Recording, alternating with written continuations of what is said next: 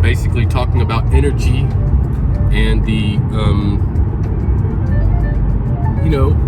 I think you and I share a lot of the same views as far as energy goes, and that's why you have your own company. And maybe if you could tell the listeners and the people who watch this video how you started your company in energy, and a little bit about yourself.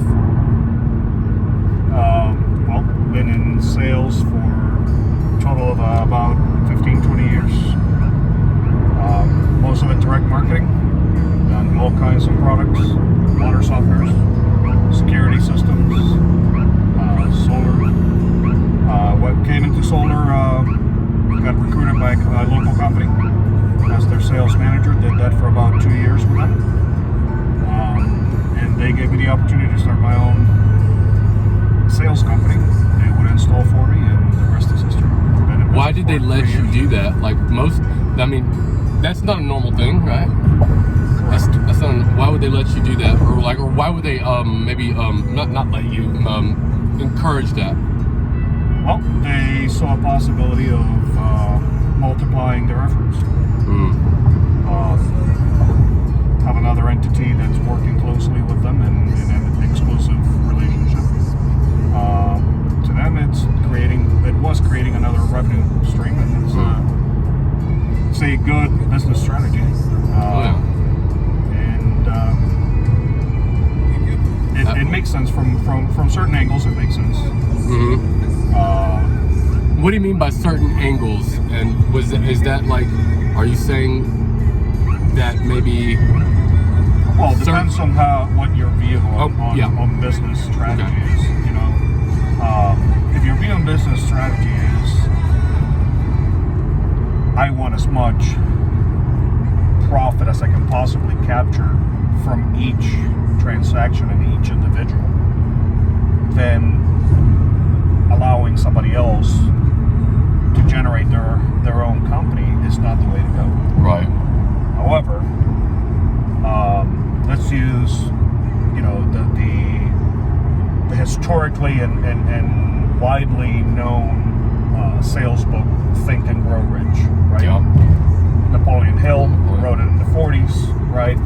Interviewed the big players, Carnegie, right? Rockefeller. And one of the things that he shares in the book that really jump out is he asked them, what they viewed as the secret to their success. If I remember correctly, Carnegie says, find that which no one else wants to do, get good at it, and do it. Rockefeller said, I would rather have 1% of 100 people than 100% of one person. Hey, that's so good. So, if you have that mindset, then empowering somebody within your organization to create their own, as long as it generates an exclusive relationship, is going to increase your bottom line.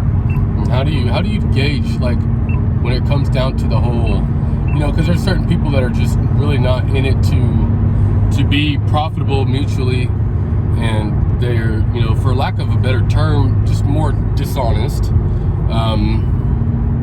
or maybe only out for their own gain. How do you go about identifying and picking people to do business with? That's that gut feeling that we all have and few listen to. It's what it drives it.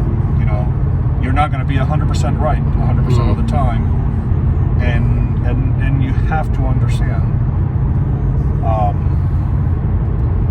percentage of time that you're going to be right is minimal.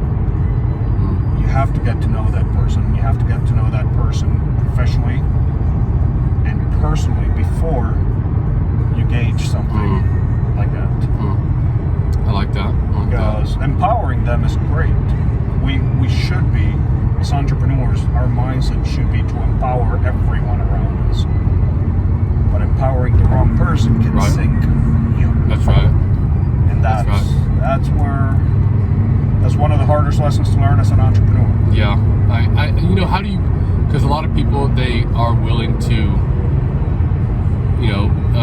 sell maybe on a certain level, and that they're content with that, and they don't really have the be called, the thought makeup or the thought anatomy in their mind to understand that stepping up a little bit more, it comes with its own problems, and it comes with its own exclusive problems that you wouldn't have at a lower level. But they're willing to take that risk, and they're willing to go all out. And I don't necessarily think that the person selling at a lower level or a higher level are now, when one you is say better. Higher, lower levels, are you talking about money. I'm talking about volume of okay. So for example, when you sell something for $1 million, right, or structure something for $10 million, or you sell a $5,000 to $50,000 ticket price offer, right? What's the difference between those two? I mean, they might not be bad people, or they might not be good people, but there's a difference in their thoughts, It's the strategy. What you're bringing is the Walmart approach, right? Mm-hmm. Where the Walmart makes 3%, maybe 5% profit margin on their product mm-hmm. that they carry, but they are achieving the billions of dollars mm-hmm. by mass. Mm-hmm. Yes. Proliferation. Yes, right? they're in every country pretty much. The amount of transactions that they do, how much product they move, is where their money comes, right? Versus, for example, a developer for homes, right? A home developer that is making a huge chunk profit in each home. That's two different mindsets, right? Heck, 3% on a bar of soap, mm-hmm. right? Bar of soap, which is tiny, like $1.89, 5 cents, or right? Yeah. They're making 3 cents, they're making 6 cents profit. You would look at that in bulk. Okay, well, but when you're moving 1 million bar soaps per day, now we're talking a completely different game, aren't we? Now we're talking $600,000 a day. Right. Okay, I can live with that. I like that. Or I'm sorry, $60,000 per day. I can live with that. Mm-hmm. I can $60,000 a day. Yeah, that's great, right? It's two very different mindsets, man. And can it be taught? I've always wondered that. It can be taught. It absolutely can be taught. That's MBA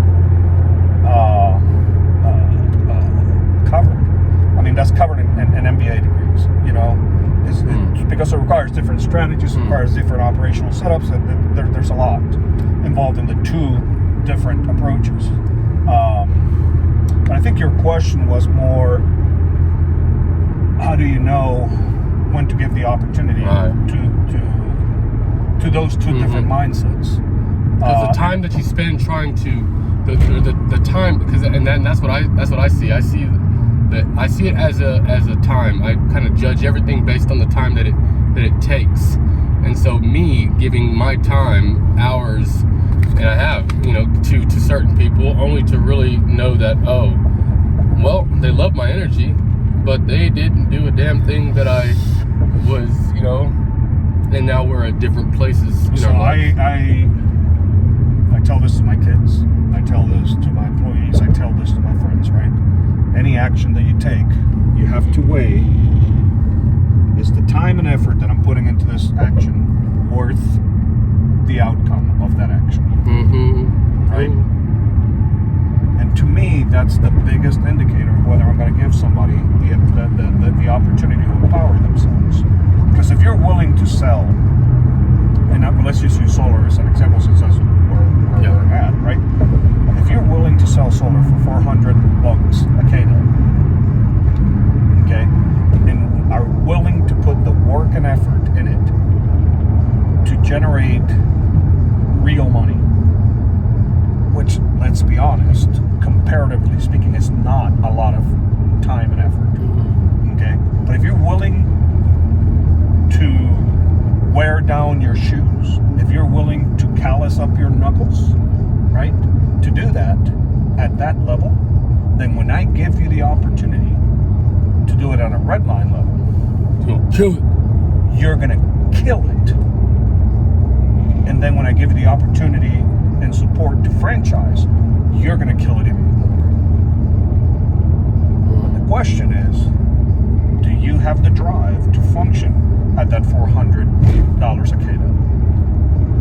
Because you might be a natural sales guy, right? You might be a natural closer and swear to Christ that, you know, you can close anyone. But you can always learn more.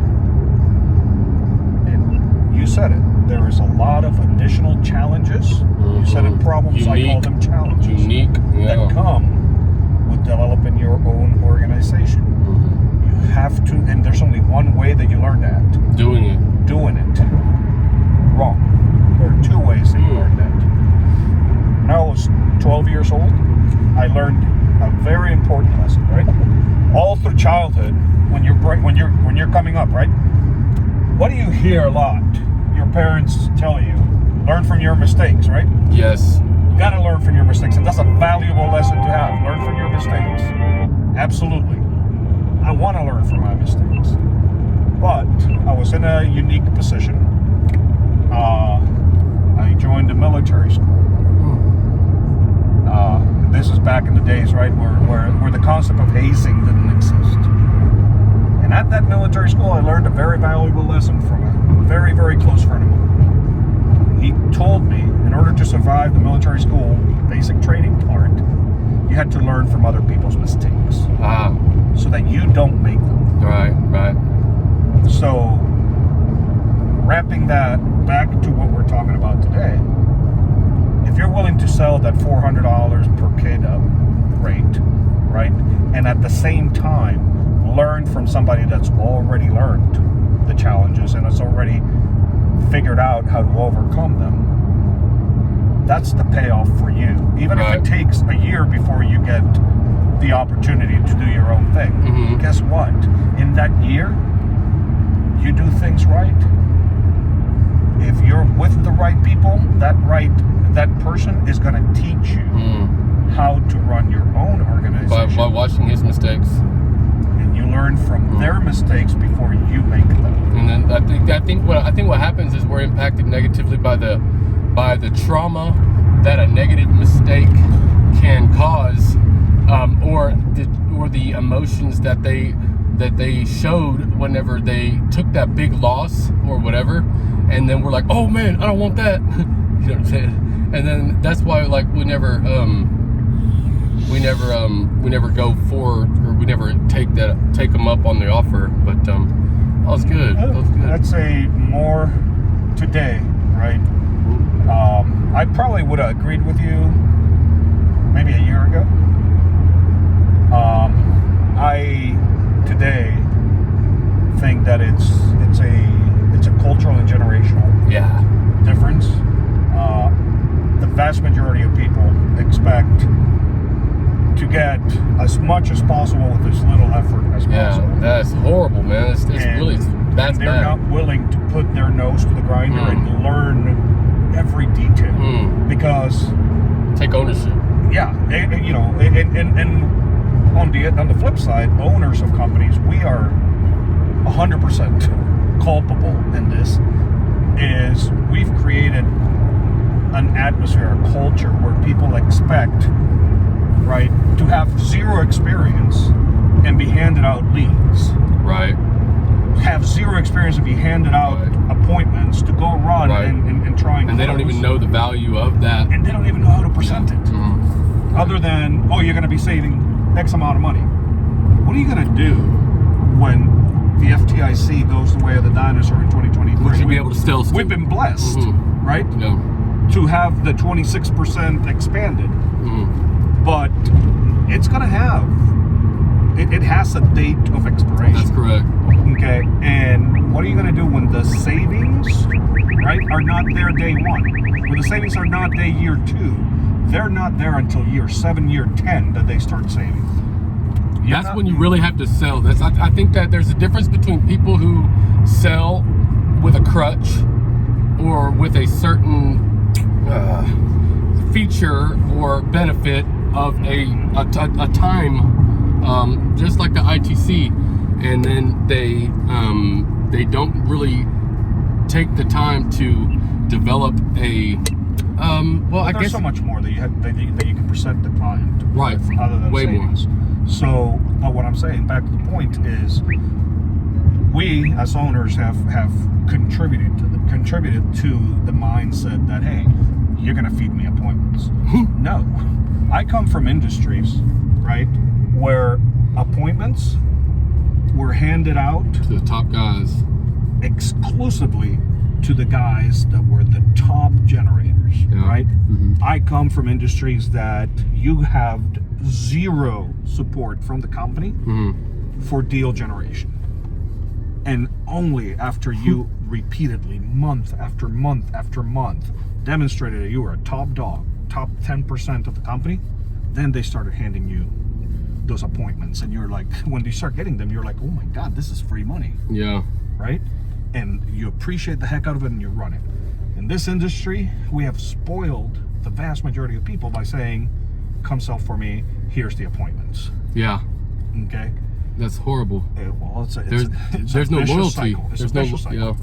Because now it just becomes a question of who's going to feed me more appointments, right? Jump ship. Learn how to do this. You know, callous your knuckles. Go self-generate.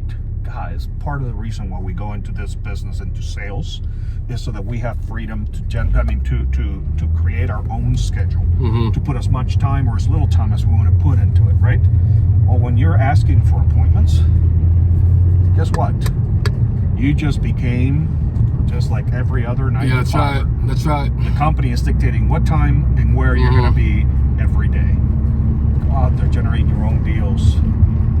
That takes I think But it makes you stronger. yeah, It makes you so much stronger. man. So much stronger. I know that just me personally, I've failed every way that a man can fail in life. Every way that a man can fail, I've pretty much done it.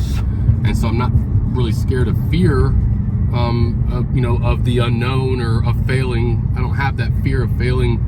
And, you have to fail enough, and fall on your face enough times that you'll be like, oh yeah, it's okay. Like if I fall on my face this time, it's going to be over 100 million. It's not going to be, and I'm not necessarily worried about it. And, with all the experiences of failing and learning. But every that's it right there. Every failure Oh, it's you've a lesson. encountered Oh shit, it's a lesson. made you stronger. Oh yeah. And you've just said, it doesn't matter what life throws at you.